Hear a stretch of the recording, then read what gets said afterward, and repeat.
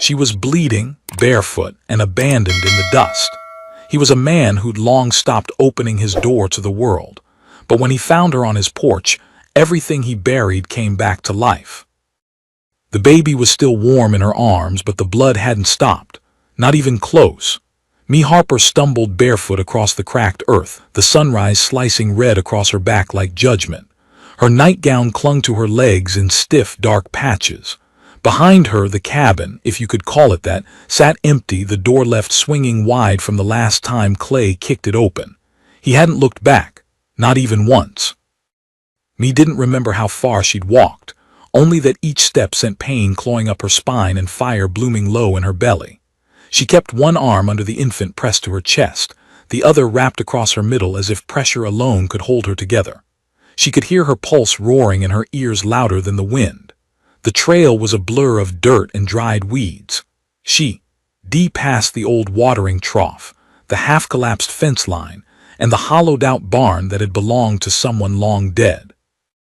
Miles maybe, or just minutes, she couldn't tell anymore. The baby let out a soft whimper, more breath than sound. Mee looked down, blinking sweat and dust from her eyes. "Almost there," she murmured, not sure if it was a lie. Her throat burned. Her lips were cracked. She could feel the blood again, warm and fresh, running down the inside of her thigh. Then, just when her legs buckled and she dropped to her knees, she saw it. A house. Not a big one, but real, still standing, smoke curling from the chimney. Faint, slow-moving light inside. Someone was there. She clawed her way forward, crawling now, the baby tucked tight beneath her chin. Her knees hit the wooden steps with a crack, and she used the last ounce of strength she had to lift one blood-stained hand and slap it against the door. Inside, he was pouring coffee. That was all, just pouring coffee, same as every morning since last winter's blizzard. Joseph Calder had lived alone for 7 years. No wife, no children, no visitors, just coffee and chores and silence. That morning had been no different until he heard the knock. Or rather the sound, not even a knock, more like a wet, dragging thump. He paused, waited, nothing. Another thump, this time lower. He moved to the door, instinct more than curiosity. His revolver was always within reach, not because he expected trouble, but because out here, trouble never sent warnings. He opened the door slow, careful. She collapsed into his arms like a cut marionette. He caught her before she hit the floor. A woman, young, maybe 20, face pale and slick with sweat, blood soaking the hem of her nightdress, and in her arms a baby swaddled in what looked like an old kitchen towel. Joseph's breath caught in his throat. The baby blinked once, then let out the softest, most desperate little sound he'd ever heard. "Help," she rasped, barely louder than the wind. Then her head fell against his shoulder. Joseph didn't think, he just moved. He carried her inside and laid her gently on the worn couch beside the hearth. The fire had gone low, but it was still warm. He threw 2 more logs on without looking, then turned back to her. The baby squirmed, letting out another feeble cry. Joseph picked her up awkwardly, unsure if he was doing it right. It had been too many years, but the child was light, fragile, and alive. He fetched clean towels and a basin of water, tearing the sheet from his own bed without hesitation. He didn't know her name, didn't know where she'd come from or who'd done this to her, but he knew blood, and this woman was losing too much of it. She stirred as he pressed a damp cloth to her legs, eyes fluttering open. "Don't take her," she whispered hoarsely. "Please." "I won't," he said gently, unsure if she could even hear him. "You're safe now." She didn't respond. He worked fast, hands steady despite the tremble running through his chest. He cleaned the worst of the blood, wrapped her in the thickest blanket he had, and moved the baby to a small box lined with a quilt. The infant, tiny and red-faced, settled quickly, as if sensing that the storm had passed. Joseph knelt beside the woman again. Her breathing was shallow, ragged. "What's your name?" he asked softly. "Mee," she breathed. "Mee Harper." "You're gonna be all right, Mee," he told her, though he had no way of knowing if that was true. She didn't speak again that night. The storm came in hard just after dusk. Rain pelted the roof, wind whistling through the cracks between the boards. Joseph sat by the hearth, the baby in his arms. He hadn't held a child in years, not since. No, he didn't think about that. Couldn't. Me slept, if you could call it that, drifting in and out of consciousness, her face pale as ash, lips barely moving. She moaned once in her sleep, whispered something he couldn't make out. By morning the rain had slowed, but the sky stayed gray. Joseph had boiled water, made weak broth, and fed the baby half a spoonful at a time. She was strong, despite her size. Her little fists bunched and kicked. She had Me's eyes. Me opened hers at sunrise, her lips parted. "Where?" "You're at my ranch," Joseph said from the chair across the room. "You knocked, I opened, that's all." She blinked, then winced as the pain returned full force. "He left me," she said suddenly, voice flat. Joseph waited. "Clay, my husband, he took the wagon, said he'd come back with a doctor. I waited. I waited all night, then the next, but nobody came. I was still bleeding. I couldn't stay." Joseph didn't speak for a long moment. Then he said, "You don't need to tell me more." Me turned her head toward the fire. "I wasn't supposed to be alone. We were headed west, he promised. Said there'd be land and fresh starts. That was before the baby came early, before the pain, before I knew what kind of man I'd married." Joseph rose, poured her a cup of warm water, and helped her sit up just enough to sip it. She flinched but didn't stop. Her eyes locked on the box near the hearth. "She make it?" she asked. He nodded. "She's strong." Me's shoulders trembled. "Her name's June." Joseph didn't answer. He just looked at them, the broken woman, the brand new child, and felt something shift inside him, like the slow groan of old wood settling after years of quiet. He didn't ask if she had family. He didn't press about where she'd come from or where she planned to go. It didn't matter. She wasn't going anywhere today, maybe not for a long while. "You can stay," he said simply. Me didn't argue. She closed her eyes again, too tired to fight. Her fingers curled weakly into the blanket. "Thank you," she murmured. Joseph stood, moved to the door, and looked out at the fields soaked in rain. The world beyond was cold and indifferent, but inside the cabin a child was breathing. A woman was healing. And something else had begun, a quiet reckoning, the kind that comes when two broken lives are forced into the same storm. The second day passed like a slow tide, nothing dramatic, just the subtle, steady pull of time trying to decide what would heal and what wouldn't. Me slept often, not deeply, not peacefully, but she stayed alive. That alone was more than Joseph Calder had expected when she collapsed on his porch, bloodied and clutching a newborn. June cried little, not because she didn't need to, but because she was already too tired for it. Joseph watched her closely, unsure what babies needed besides milk and warmth. He'd boiled oats into water and dipped a clean cloth in it, squeezing drops into her mouth while she suckled weakly. When she stirred more strongly and let out a proper wail near sunset, he actually smiled. It was small, almost invisible, but real. Me stirred again that night. Her fever hadn't come back and she'd kept down the broth. Joseph considered that a victory. He sat by the hearth, sharpening his knife, watching the fire shift shadows across the floorboards. The storm had cleared but left the air dense and strange. The kind of quiet that usually came before something broke loose. Me's voice came rough through the stillness. "She yours?" Joseph looked up. Her eyes were open but not all the way.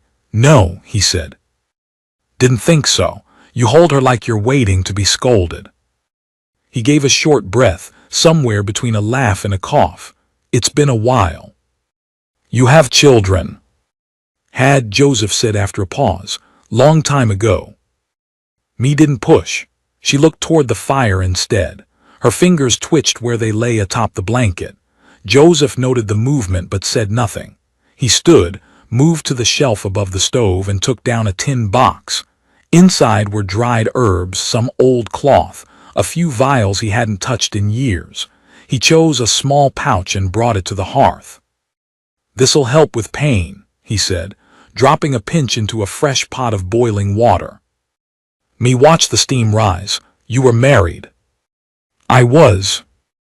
Where are they now? Joseph hesitated, not because he didn't remember, but because the ache came sharper than expected. Buried behind the old willow. Me's face tightened. I'm sorry. You didn't put them there. Still, the silence that followed was heavy, pressing against the walls like humidity before a downpour. Clay never wanted children, Me said suddenly, as if something inside her snapped loose. Said they'd ruin a man's freedom. He promised me land, a house, a new start. But when I started showing, he started changing. We were 3 weeks out from Cattleman's Bend when I felt the first pain. He said it was too soon. Said I was making it up to slow him down. Then when the blood came, he got quiet. Helped me deliver her, but he never looked at her face. Next morning, he said he'd go find a doctor. Never came back. Joseph kept his eyes on the fire. I waited 2 days, bled into the mattress until I couldn't stand it anymore. I wrapped her up and walked, figured I'd die on the way, didn't think there was anyone else out here. There usually isn't, Joseph said quietly. I saw your chimney smoke, she whispered. I thought maybe I was seeing things, but I had to try. You did more than try. Me blinked hard, her throat working against something thick and invisible. Joseph offered her the steep drink. She sipped, grimaced at the bitterness, but didn't stop. Afterward, she lay back against the cushion, the firelight softening her face. You saved us, she murmured. Joseph didn't reply, didn't think himself worthy of that word. He spent the next morning mending the roof line while June slept and Me dozed under a thin blanket. The storm had peeled off 2 loose boards, and if he didn't fix them, the next rain would flood the pantry. It felt strange, moving through chores with someone else in the cabin, like he had to move quieter, softer. By mid-morning, Me was sitting upright. She looked like someone who'd come out the other side of a war, eyes darker, cheeks hollowed, but alive. She held June in her lap, humming something faint, off-key, but steady. Joseph listened without looking. You got animals? She asked after a while. A few chickens, 1 cow, mule's half lame but he pulls enough. Me nodded. I can help once I'm stronger. You don't have to, Joseph said. I know. There was something about the way she said it, calm even without bitterness, that made him turn. Her eyes met his clear for the first time, and he saw it then, not just survival but steel. She wasn't broken, not completely. That night he made cornbread and bean stew, and they ate by lamplight while June dozed in a basket of folded blankets. Me had washed her face and braided her hair back, and though the dress still hung loose on her thin frame, she looked more present than ghost. Do you get many visitors? She asked between bites. No, he said, not anymore. Me traced the rim of her bowl. Did something happen, or do you just like being alone? Joseph set his spoon down. Both. She didn't ask more. The third day Me stood, shakily, slowly, but on her own feet. She shuffled to the window and looked out across the fields. I forgot how wide it all is, she whispered. When you're locked inside with pain, everything shrinks. Joseph didn't say it, but he understood. That afternoon, while he was chopping wood, he caught sight of movement at the ridge. Fast, dust kicked up behind it, a rider, maybe 2, his gut tightened. Nobody came from that way unless they were looking for something, or someone. He went inside, reached above the doorframe and pulled down his old rifle. It hadn't been used in years, but the barrel was clean. He checked it out of habit. Stay inside, he told me. She didn't argue, just gathered June and stepped back into the corner near the hearth. 2 men rode up within the hour. Joseph stayed on the porch, rifle cradled but not raised. The lead man was broad, face shadowed by a wide-brimmed hat. The second hung back, twitchy, scanning the horizon. Afternoon, the lead called. Looking for a woman, came through here, just gave birth, said she was lost. Joseph said nothing. You seen anyone like that? the man pressed. Joseph stared. Why? She's my cousin, the man lied smoothly. Family's worried. Joseph's jaw worked once, but his voice came out steady. Ain't seen anyone. The man's eyes narrowed. You sure? Joseph nodded.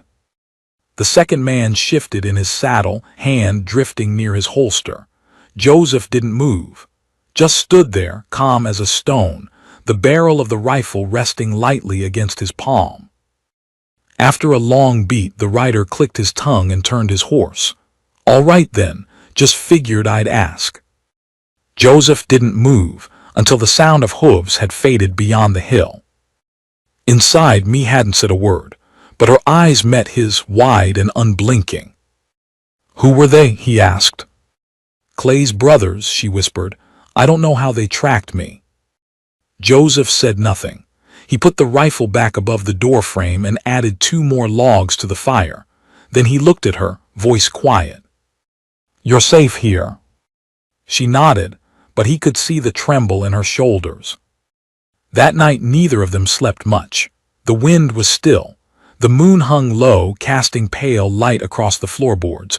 Joseph sat at the table, eyes half closed, listening, waiting.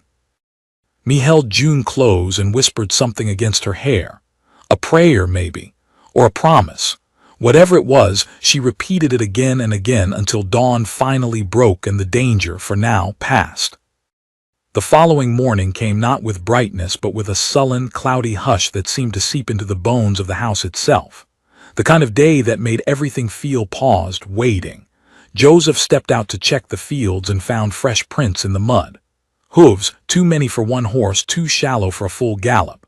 They hadn't circled back, but they'd been close, watching maybe, waiting for him to slip. When he came back inside, Me was rocking June in her arms, her eyes half focused on the motion, as if the rhythm was the only thing holding her upright. She didn't ask what he saw. Didn't need to. Joseph moved to the door and set the old rifle back into its notch above the frame, but this time he didn't fully relax. They're not gone, he said quietly. Me nodded, swallowing hard. I didn't think they would be. Joseph watched her for a long moment, his brow tense. We'll keep the lamps out tonight, just the fire. Me looked up. You think they'll come back? I know they're kind. He didn't add that he used to be that kind, not exactly, but close enough. They think she's theirs, think you're theirs too, and men like that don't like feeling outdone. Me looked down at June, tracing a finger along the baby's cheek. Clay never hit me until I was already carrying her, she said softly. By then, I didn't have anywhere left to go. Joseph leaned against the frame, arms crossed. You do now. That afternoon passed in quiet preparation. Joseph restocked the woodpile, refilled water jugs, and checked the locks on every window.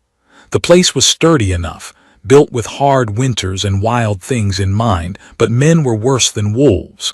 Wolves didn't lie. Wolves didn't smile while they took everything from you. Me moved slower but more steadily.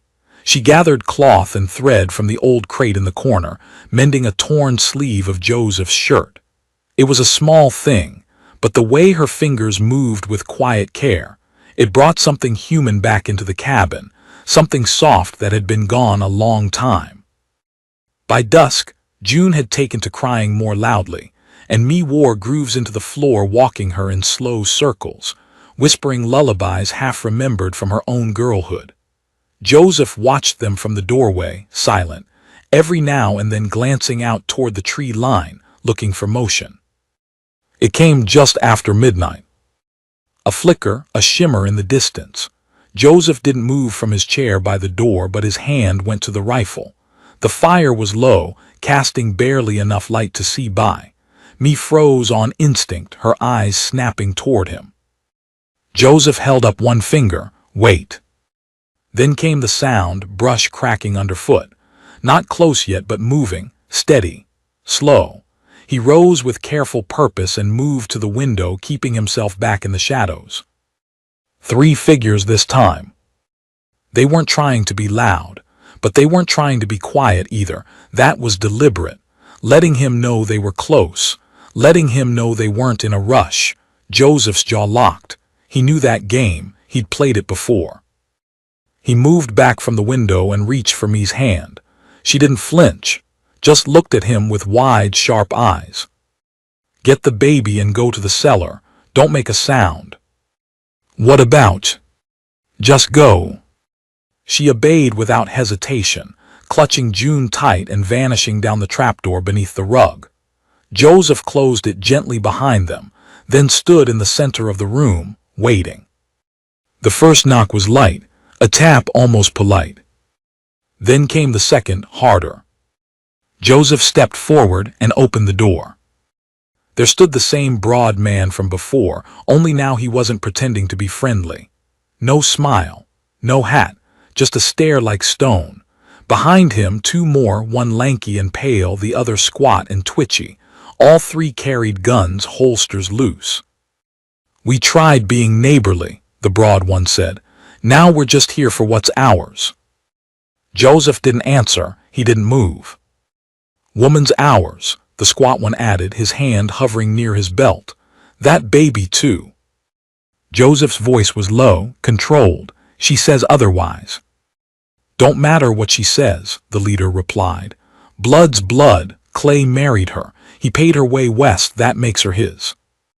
Joseph stepped onto the porch, letting the door fall closed behind him. "Clay isn't here." "We noticed." "You want to come in this house," Joseph said, his voice colder now. "You better be ready to never leave again." The leader narrowed his eyes. "You threatening me, old man?" Joseph didn't blink. "No, I'm promising." They stared at each other for a long, stretched-out breath. Somewhere behind the clouds, the moon broke through just enough to light the porch in silver. Then the squat one reached for his gun. Joseph moved faster. One shot. Clean. The twitchy one screamed and dropped his weapon as the bullet slammed into the wood beside his boot. Joseph didn't miss. That was a warning. The leader raised both hands, but his eyes were still full of fire. "You don't know what you're getting into." Joseph cocked the rifle again. "I know enough." The pale one grabbed the twitchy man and backed away. The leader lingered a second longer, as if weighing the risk. Then he spat into the dirt and turned. "This ain't over," he said. "I know," Joseph replied. They disappeared into the dark. He waited until the night swallowed them whole before opening the trapdoor. Mia emerged, clutching June to her chest. She didn't say anything. She didn't have to. Joseph's hands were still trembling. By sunrise, he was already outside, reinforcing the porch supports and boarding the lower windows. Mia joined him after feeding June, tying her hair back with a strip of cloth. Her movements were slow but sure. She didn't ask if they'd come back. She knew the answer. "They'll wait until they've got more," Joseph said, nailing in the last board. "Or until we're weaker." He nodded. Mia stood beside him, watching the horizon. Her face was hard now, all softness burned off by the fire of fear and rage. "I won't go back," she said. "You won't have to." She turned to him. "You don't owe us anything, Joseph. You didn't ask for this." "No, I didn't," he said, "but neither did you." Mia's throat tightened. She reached up and pressed a hand to his shoulder just for a second. "Thank you," she whispered. That night Joseph laid out extra rounds beside the door, cleaned the rifle twice. Mia made more broth, wrapped June tighter in her blankets, and laid a hunting knife beside the bed. They didn't sleep, not really, just waited for dawn, for noise, for anything. But nothing came. By the fifth day, Joseph rode out to the ridge, alone. He found a burned-out fire pit and horse droppings, but nothing else. They'd pulled back for now. He returned to find me feeding June from a dropper, her voice low and soft. She looked up as he stepped through the door. "Anything?" "They're gone. For good. No such thing." Mia exhaled slowly. "What now?" Joseph removed his coat, hung it on the peg, and sat at the table. "Now we make them wish they never came back." Her lips twitched, not quite a smile, but close. Outside, the land stretched out in every direction, wild and uncertain. But inside the cabin, something was building. Not just safety, not just resolve. Something stronger. The morning after Joseph returned from the ridge, the air shifted. Not in temperature or wind, but in something older and undercurrent. As if the land itself knew what had been stoked in that cabin. Me noticed it too. She stood by the window, rocking June, and said in a quiet voice, "You ever feel like something's watching the house, even when there's nothing there?" Joseph didn't answer right away. He was near the hearth, oiling the hinges of the trapdoor that had once saved their lives. When he finally did speak, it was without turning around. "That's just memory making noise." Me held the baby a little closer. "You think they'll bring more?" "They will." He stood, wiping his hands on a rag. "But they won't be in a rush. Not after last time. Men like that, they don't like being made fools of. They're gonna come back angry, careless. That's when they're weakest." Me looked at him, unsure if it was comfort or warning. The next few days passed like molasses through a sieve, slow, tense, and thick, with the kind of silence that comes only when everyone's too afraid to breathe too loudly. Joseph and me didn't talk much about the men or what would come next. They just prepared. Joseph taught me how to load and clean the rifle. Her hands trembled the first time she slid the bolt back, but she didn't flinch. He showed her where the ammunition was kept, where the traps were buried along the tree line, how to find the safe angle of the draw if someone tried to flank the house. June, oblivious to the undercurrents of war building around her, began to thrive. Her cheeks pinked up. She started to make little cooing noises when me sang to her, and her grip grew strong enough to latch onto the loose threads of Joseph's old shirt when he passed too close. He pretended not to notice, but me did. "You're good with her," she said one evening, sitting across from him at the table. Joseph raised an eyebrow. "Am I?" "She doesn't cry when you hold her. That counts for something." He said nothing, just sipped his coffee. Me traced her finger along a knot in the table wood. "You never told me what happened to your family." Joseph's jaw tensed, not in anger, just the way a man's mouth sets when his stomach does the same. "I had a son," he said finally. "Luke, smart boy, quick to smile. His mother's heart, though, she kept us both from falling apart. Until the fever came through the valley, took them in a week. I buried them myself. There wasn't anyone else." Me's voice was a whisper. "I'm sorry." "I'm used to empty now," Joseph said. This is different, but I don't mind it."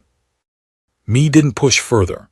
She just nodded, and for the first time in a long while, they both sat in a kind of quiet that didn't feel like a punishment. That night, something snapped in the chicken coop. Joseph was up in a breath, boots hitting the floor with that old urgency he thought he'd left behind. Me was already clutching June, her eyes wide, her ears straining for what the dark might be hiding. Joseph moved through the shadows like a man born to them, rifle in hand, shoulders low. The night was thick, the moon buried in clouds, but his eyes had been trained by years of guarding empty spaces. He reached the coop, found the door hanging loose. One hen missing, no sign of blood, no tracks leading away. It wasn't an animal. He turned slow, listened. There, a whisper, brush moving 30 paces to his left. He didn't call out, he didn't shoot, he waited. And then the voice came, quiet, small. "Please don't shoot." It wasn't a man's voice. Joseph stepped forward, rifle still raised. "Come out where I can see you." A figure emerged from behind the woodpile, a girl, couldn't be more than 13, thin, covered in dirt, her hands raised, a scrap of shawl around her shoulders and nothing more than a threadbare dress to keep out the cold, her face streaked with soot. Joseph's voice was steel. "You alone?" She nodded. "I swear it, please, I'm just hungry." He didn't lower the rifle, but he did step closer. "Where'd you come from?" She swallowed. They left me, said I was too slow. I followed the road, saw your chimney smoke, I thought. Me had come out now, holding June against her chest. She stopped short at the sight of the girl. She's a child, me said, soft but firm. Joseph exhaled slowly and finally lowered the rifle. The girl collapsed where she stood. Me caught her before she hit the ground. Inside, under better light, they saw how bad off she really was. Ribs pressing against skin, blisters on her feet, one eye swollen from some old impact. Me cleaned her up while Joseph stirred oats into water and mashed what little dried fruit they had left. The girl's name was Clara. She hadn't eaten in 3 days, hadn't bathed in longer. She was asleep before they finished patching the cut on her leg. Me sat near her, June now tucked into the cradle beside the hearth. You think she was sent? Joseph shook his head. She doesn't have the eyes for it, too scared, too desperate. You think they're using kids now? I think she ran from something worse. Me watched the girl's chest rise and fall. What kind of world does this to a child? Joseph didn't answer, just added another log to the fire. They kept Clara close for the next 2 days, fed her small portions, let her rest. When she finally spoke more, her voice shook with the weight of things she didn't want to remember. She'd been taken from a burned-out farmstead weeks back. The men had kept her in a wagon, said she'd fetch a good price out past Dead Horse Crossing. She escaped when a wheel busted and nobody was watching. Me's hands curled into fists. She's a child. They don't care, Joseph said. To men like that, nothing's sacred. Clara had heard of Clay, said he was with a rough band, but they weren't just thieves. They ran messages, hunted debtors, bought and sold people when money got tight. She'd heard the name Harper once, spoke in spitting tones. They said she was his, Clara murmured, but he didn't want the baby, just the woman. Me turned her face away. Joseph stared into the fire, the muscles in his jaw working slow and hard. They'll come back, and when they do, they won't knock. Me stood and picked up the hunting knife again. Her hands were steadier now. They'll find us waiting, she said. Joseph rose early the next morning and took Clara out back to show her how to trap rabbits. She moved with the skittishness of someone waiting to be hit, but she learned quickly. Her hands were small, quick. By mid-morning, she'd caught 2. Me watched them from the window, June asleep in her arms. They look like family, she whispered to the empty room. And in a way they were. That night, as wind howled through the eaves, Joseph sat by the window, his rifle across his knees. Me fed June one last time and tucked her into the cradle. Clara pulled a blanket around her thin shoulders and leaned against the hearth. There was no storm, no threat on the ridge, but they all felt it close, crawling, inevitable. Joseph looked at them, 3 souls who had no reason to trust him, no reason to stay. And yet here they were.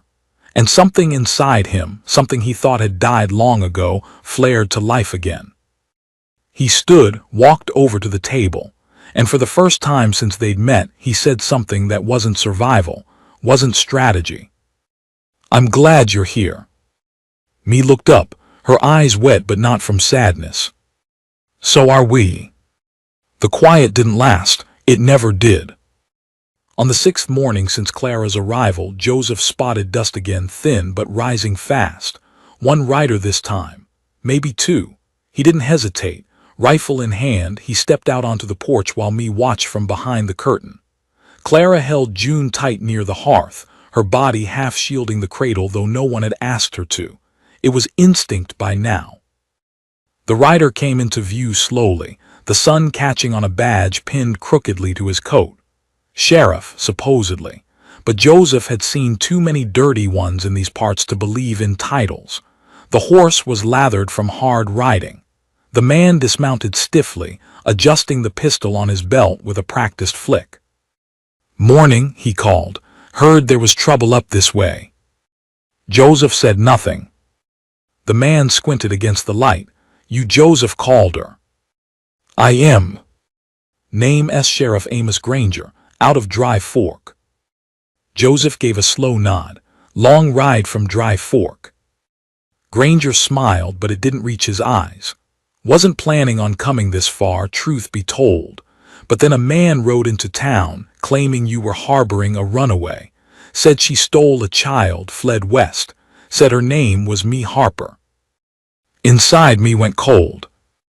Granger glanced at the house. He looked beat up. Said you fired on him without cause. Left him and his brother out in the brush. Joseph's voice was even. He didn't come for conversation. Granger stepped up onto the porch slowly. You want to tell me what happened? Joseph didn't move. I didn't ask me to come here. She arrived near dead, baby in her arms, said she'd been left to die. That's all I know. Thing is, Granger said, Clay Harper's got friends in a few counties, and he's claiming paternity. Says that child's his. Says he just wants his wife and daughter back. Me stepped out onto the porch then, shoulders squared, hair pulled tight. She held June close and looked the sheriff straight in the eye. He left us, she said. Said he was getting help. Never came back. I delivered June alone. Bled through the mattress. When I could stand, I walked. He only wants me now because I proved I could survive without him. Granger looked at her long and hard. You got proof of marriage? Me shook her head. I've got scars, that enough. The sheriff sighed, scratching his chin. Ma'am, I believe you, but this kind of thing's tricky. Man's got papers. Got a preacher who'll swear he wed you two back east. I can't just walk away. Joseph stepped between them. You can't take her. I don't want to take her, but Clay's coming back. With 5, maybe 6 men. He's already boasting in town like it's settled. Said this place won't stand through the weekend.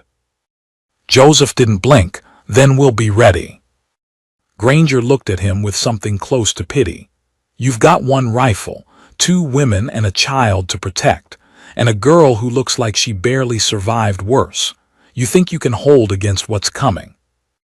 Joseph didn't hesitate. I know I can. Granger stared a moment longer, then nodded. I'll buy you a day, maybe 2, but when they come, I can't promise I'll be in the way. That's enough. Before leaving, Granger tipped his hat to me.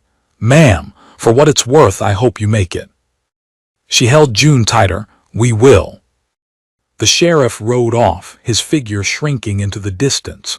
Joseph watched until the dust faded, then turned back to me. He's not wrong, he said. We've got 1 rifle and not enough time. Me nodded. Then we make time. They spent the rest of that day preparing the cabin for siege. Joseph set traps along the tree line, snares, trip wires, boards with hidden nails. He rechecked the locks on the shutters and placed heavy furniture against every window. Me boiled water, sharpened every blade, and rationed food. Clara helped with everything, her hands fast, her eyes sharper than ever. By sundown, the cabin looked more like a fortress than a home, but it was theirs, for now. That night, Joseph sat at the table staring at a map he'd drawn years ago.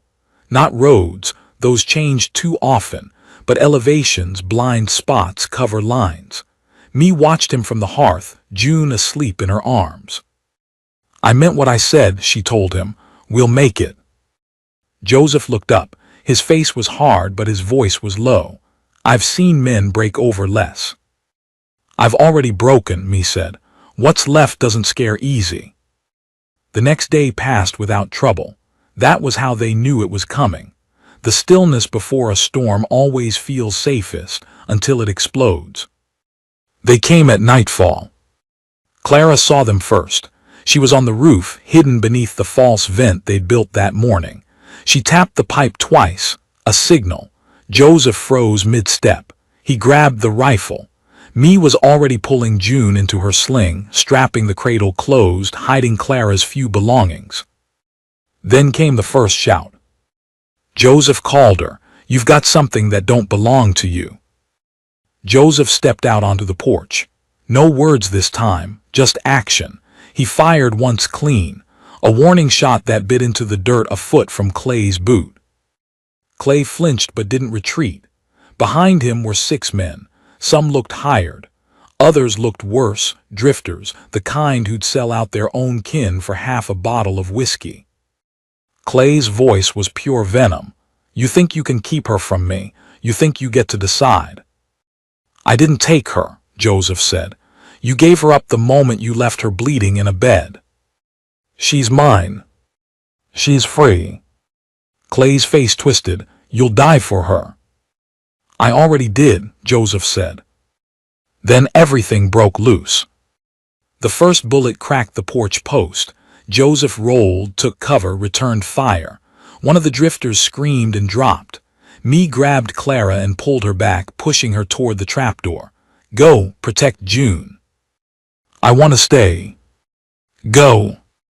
Clara vanished beneath the floorboards.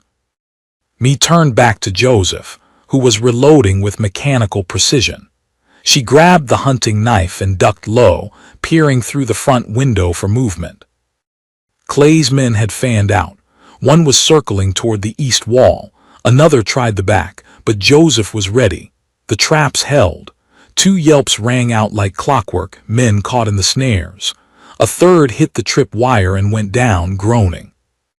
Clay roared with frustration. Then silence. Too much silence. Me's breath caught. She turned to Joseph, eyes wide. What's he doing? Joseph didn't answer. He moved to the back of the house. That's when the fire started. Smoke poured in through the cracks. Clay had thrown oil across the coop and lit it. Flames licked the outer wall. Joseph grabbed the water barrels, tossing them onto the frame, but the fire was already climbing. We have to move, he said. Me pulled open the trapdoor. Clara was there, cradling June, her face pale. We take the tunnel, Joseph said. Now. The tunnel was barely wide enough for one person. Dug years ago when outlaws roamed freely, it led to the dried creek 100 yards east. They went one at a time, Clara first with June, then me. Joseph followed last, sealing the trapdoor behind him. Smoke followed. Fire cracked the beams above. They crawled until their hands bled. Bursting out into the cold night air, Clara gasped and ran ahead, holding June close. Me stumbled after her, coughing. Joseph stayed a moment longer, watching the fire consume his home from the ridge. Clay stood in the glow, his face lit with triumph. But he didn't see the creek. Didn't know they'd escaped. Didn't know the fight wasn't over. Joseph turned to me. We need to move north through the canyon. Me nodded, tears mixing with ash on her face. Let's go. They vanished into the night, the fire lighting the sky behind them. Everything they had was gone, but they were alive. And now they had nothing left to lose. They moved through the canyon with nothing but instinct and firelight behind them. The smoke chased high into the sky, drawing attention from miles. Clara clutched June close, her thin arms trembling from more than the chill. Me helped Joseph over the slick rocks, though she limped from a gash opened during their crawl through the tunnel. They didn't speak much. The silence wasn't safety, it was urgency. Words took breath, and they needed all of it. By dawn, the fire was behind them. The ridge had swallowed the worst of the smoke, and the charred skeleton of Joseph's home would soon be nothing but ash. They found a narrow shelf above a bend in the canyon where the land opened into hard scrabble and brush, no cover but no choke points either. Joseph collapsed against a boulder, chest heaving, face streaked with soot and blood from a shallow graze across his brow. Not fatal, but close. Me leaned beside him, her body spent, arms shaking. June whimpered against her chest, hungry but alive. Clara, who hadn't spoken in hours, finally did. They'll be looking for smoke. If they think we burned with the house, we have a head start. Joseph nodded slowly. We'll need it. They stayed hidden that day, sheltered behind a crooked outcrop of stone. Me dressed Joseph's head wound with cloth stripped from the hem of her dress. Clara scavenged what dry moss and roots she could find, using knowledge picked up from forgotten men she'd rather not name.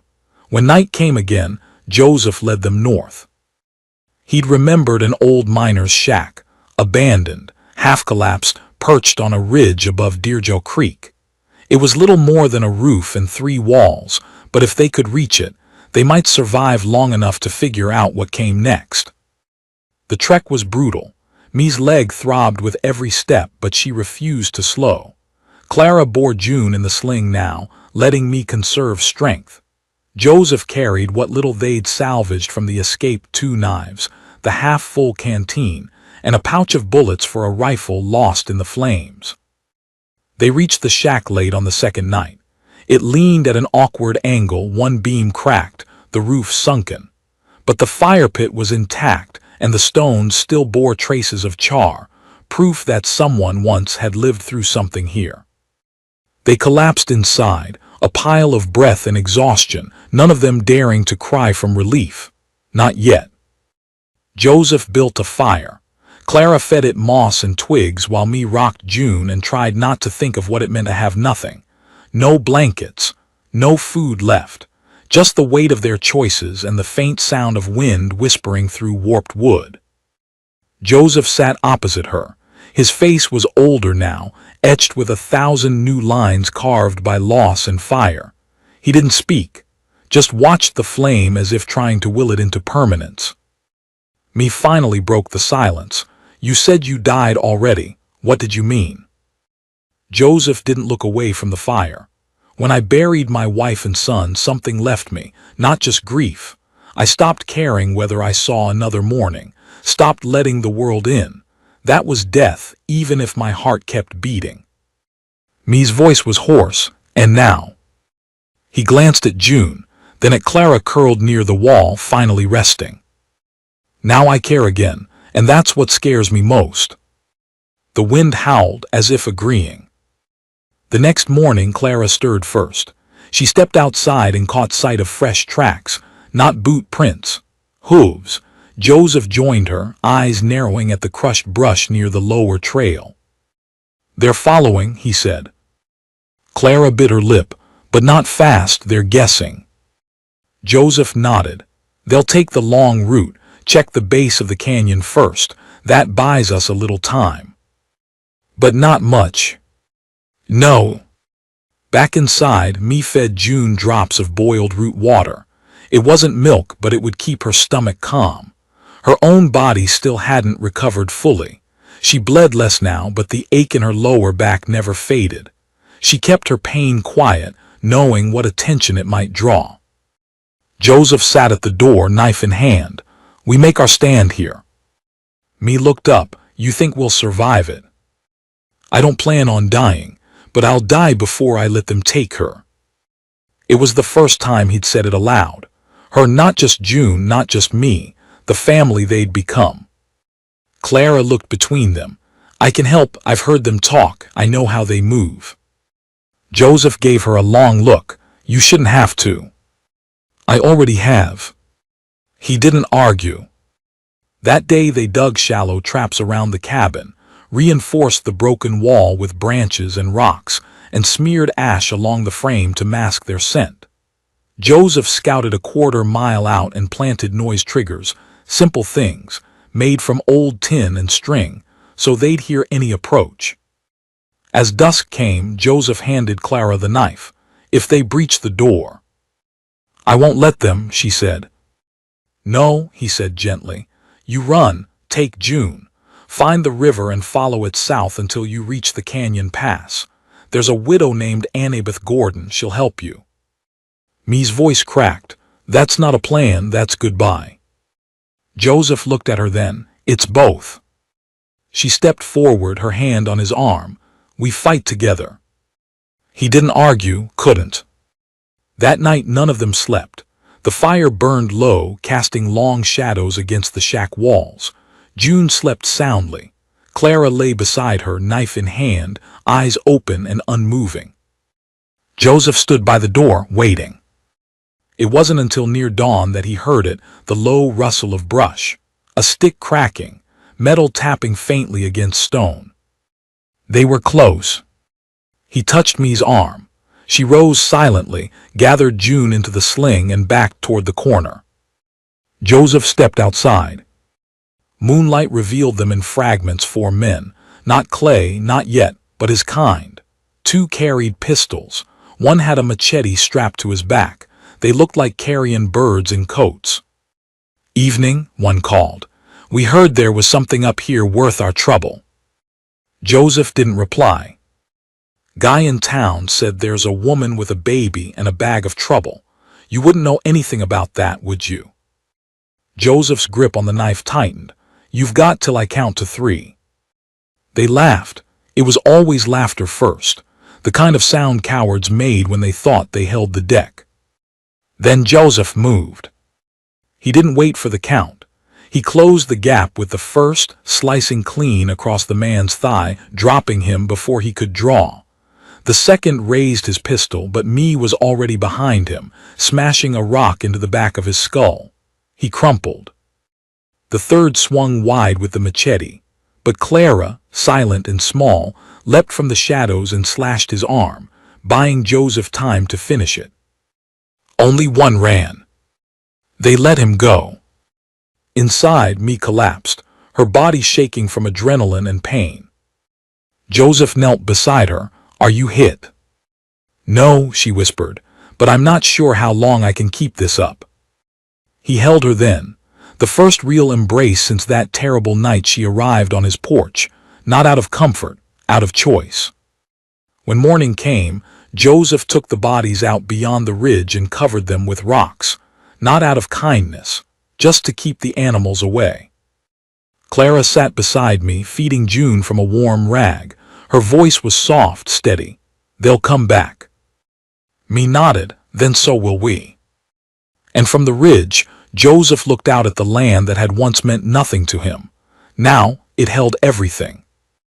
He whispered a prayer, not for safety but for strength, because he knew the real storm hadn't yet come. They buried the quiet with the bodies. Once the makeshift graves were sealed beneath stones and scrub, the wind that returned wasn't peaceful.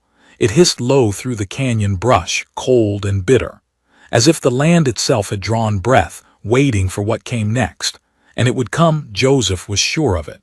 Clay was still out there, and men like him didn't retreat for long, not when pride had been bloodied. Inside the shack, Clara pressed a warm cloth to me's forehead. The fever had returned. It wasn't wild, not yet, but it lingered like smoke after fire. The wound on her thigh had gone red around the edges, and though she said little, the pain was eating into her quiet strength. Still, she cradled June close, refusing to let Joseph take her, no matter how drained her arms were. Joseph didn't fight her on it. He just built the fire up and ground dried bark into powder, adding it to water for me to sip. It was bitter and did little, but it was something. Clara sat on the floor beside the cradle, sharpening the blade again, not because it needed it, because her hands wouldn't stop shaking otherwise. "She's not going to make it if we don't get her help," Clara said finally. Joseph didn't answer right away. His gaze was fixed on the empty horizon. "I know. There's a town 3 days east, Cattleman's Fork." "Too far?" "Then what?" Clara asked. "We just wait for him to come again."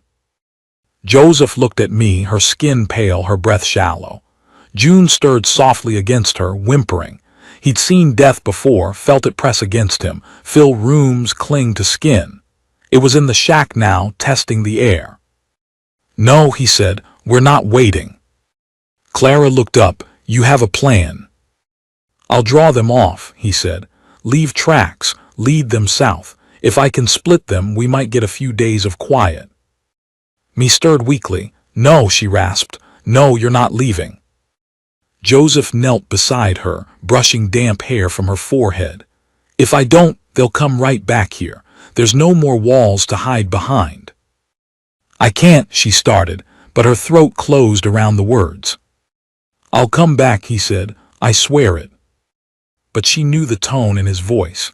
It wasn't a promise, it was a hope, and that made it worse. He left before dawn, took the last of the bullets, 2 knives, and a canteen. He rode the lame mule, not fast but steady, and dragged his boots in the dirt behind him, leaving a trail any fool could follow.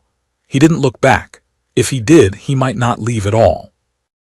Me watched the ridge long after he vanished. Her jaw clenched, Her hands trembled. "You think he'll make it?" Clara asked. Me didn't blink. "He has to." They waited through the day, nerves stretched like wire. Me's fever worsened. By nightfall, she couldn't stand. Clara tore old cloth into strips and soaked them in snowmelt to cool her skin. June cried often now, restless and hungry. The root water wasn't enough. They needed real food, real shelter. And Joseph. By the second morning, the silence felt too deep. Me's voice was cracked when she spoke. "If he doesn't come back by nightfall, you take June."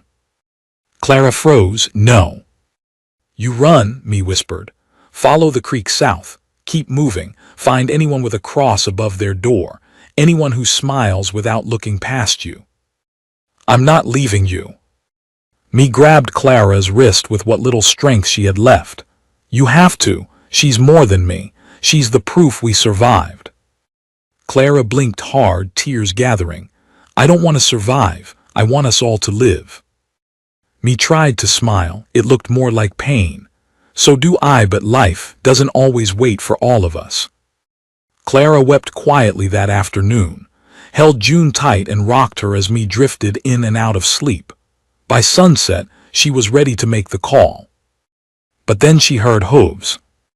She dropped June into the cradle and grabbed the blade, peering through the crooked gap in the wall. It was Joseph. It was Clay. And he wasn't alone. 4 riders followed him, different men this time, leaner, faster, the kind who didn't laugh or shout, the kind who killed because it was cleaner than talking. Me roused, eyes wide. "How many?" "5. We can't run." "No." Me tried to sit up, failed. "They'll burn us." Clara tightened her grip on the blade. "Then we burn first." She didn't wait, slipped out the back, crouched low along the trail Joseph had cleared days earlier and circled the edge of the ridge. The shack was small, but the land around it was unforgiving. Clara moved like she had that night she escaped the wagon, silent, fast, unseen. She counted the men, watched them dismount, watched Clay bark orders. He didn't look well. His eye was swollen, his mouth bruised. Joseph had done damage, but not enough to stop him. Clay's voice carried, sharp and cruel. "Search it, she's in there. And the child, I want them both." One man moved to the front. Another crept toward the side. Clara waited until the third went behind. She struck fast. The knife buried to the hilt in the back of the man's knee. He screamed, fell, rolled, but she was already gone. The others turned too late. Clara ducked into the shadows, ran back to the shack and barred the door from inside. "They're coming," she gasped. Me sat up, teeth clenched against the pain. "Then we finish this." They poured the last of the oil near the front steps, packed dirt, brush, anything that would burn. Clara lit the torch. The fire caught fast. Clay's men fell back, confused, shouting. But Clay moved forward, face red with rage. "Me, you come out right now. You think this changes anything? You think this saves you?" She didn't answer. Clara threw the torch toward him, missed, but it made him stumble. Then gunfire. Not from the ridge, from behind. One of the men dropped. Then another. Joseph rode in like a man pulled from the grave, bloodied, eyes wild, rifle raised. Clara screamed, "He's back." The third man turned to fire. Joseph cut him down. Clay scrambled for cover, cursing, crawling behind the mule wagon. Me pulled herself to the door. Joseph burst through it a moment later, panting. "Are you?" "I'm fine," she whispered. "The baby." "Safe." He turned back to the ridge. Only Clay remained. Joseph stepped into the open. "It's over." Clay aimed, hands shaking. "She's mine." She never was. The shot rang out. But not from Clay. Joseph's rifle bucked once. Clay dropped, shot clean through the shoulder. He screamed, writhed, cursed every name he'd ever known. Joseph stood over him. "You get to live," he said. That's your punishment." Then he turned and walked away. Me collapsed against the wall. Clara held June, weeping. Joseph dropped to his knees beside them. They were safe. For now. Me nodded slowly, and if he finds his feet again. Joseph's jaw clenched. Next time I won't aim for the shoulder. Clara sat beside the hearth, warming her hands. What happens now? Silence. Then me said, we heal. They spent the next 2 days nursing wounds and boiling water for everything. Joseph's shoulder grew stiff but didn't worsen. Me's fever finally broke, and though she barely had strength to stand, the color returned to her cheeks. June quieted, sleeping long hours wrapped tight against her mother. Clara patched the broken window with scrap wood and reinforced the door with a plank Joseph had pulled from the old miner's table they'd found in the ruins of the storage shed. On the third morning, Joseph loaded clay into a broken cart and hitched the mule. He didn't tell the others where he was going. He just left, leaving behind the rifle but taking the knife. When he returned 12 hours later alone, his hands were clean and his eyes empty. "He won't be back," was all he said. They didn't ask how. The season began to shift after that. The nights were less sharp. Snowmelt trickled down from the distant peaks, and small green shoots poked up through the cracks in the stone. Life, impossibly, had decided to return. With it came the first real laughter. It was Clara who broke it. She'd found a dead tree and decided to climb it, slipping halfway up and landing flat in the snow. Her yelp sent me running until she saw Clara grinning from her back, arms out like wings. Then me laughed. Then Joseph did too. It was short, awkward, strange in their throats, but real. Joseph took to whittling again. Nothing elaborate, just small birds, tiny animals. He said little as he carved, but every time June reached for one with her clumsy hands, something shifted in his chest. He never acknowledged it, but me saw it all the same. "You're becoming her father," she said one night, voice barely above a whisper. Joseph didn't look up. "No, I'm just here." "But that's what fathers do, they stay." He said nothing, just kept carving. Me watched him. "You can go, you know, if you need to, if this is too much." He paused then, set down the carving, met her eyes. "I've spent the last 7 years trying to survive alone. I didn't think there was anything else. But this place, you, June, even Clara, it brought something back I thought I buried with my son." He stood, stepped close, and lowered himself beside her. "I'm not going anywhere." Me swallowed, tears brimming but not falling. "Neither am I." They sat there in the glow of the fire, nothing between them but truth. Days passed, then weeks. The cabin became home again, even if it hadn't started that way. Joseph built a second wall to replace the cracked one. Clara helped plant potatoes near the creek, humming under her breath. Me wrote letters she had no intention of mailing, words to the daughter she was raising, words to the past she was finally laying down. One evening, as dusk painted the canyon gold, Clara returned from the trail with news. "There's someone coming," she said, "but not fast, just one rider." Joseph stepped out, hand resting on the holster. But it wasn't danger. It was Sheriff Granger. He dismounted slow, raised a hand in greeting. "Word reached us, about what happened to Clay, about the men he ran with." Joseph said nothing. Granger nodded at Clara. "Heard you handled yourself like a soldier." Clara blinked. "I didn't have a choice." "You did," the sheriff said, "and you made the right one." He turned to Joseph. "Clay's name is off the registries now. Charges won't stick to ghosts." "Good," Joseph replied. Granger looked at me, then June, then back again. "You folks want papers, I can draw some up. Land claim, custody documents, makes it all official." Me stepped forward. "We'd be grateful." "All right then," he paused. "You want a name for the father?" Joseph looked at her. She looked back. "Yes," she said. "Put Joseph Calder." The sheriff nodded, thought so. He rode off at dusk, the dust curling around his horse's legs like fog. That night Me lay beside the cradle, her hand on Joseph's. "We're really safe now, aren't we?" Joseph didn't answer right away. But when he did, it was with certainty, as safe as this world allows. Clara lay curled near the hearth, listening to the wind shift. June stirred once, then fell quiet. And above them all the sky stretched wide and open, scattered with stars.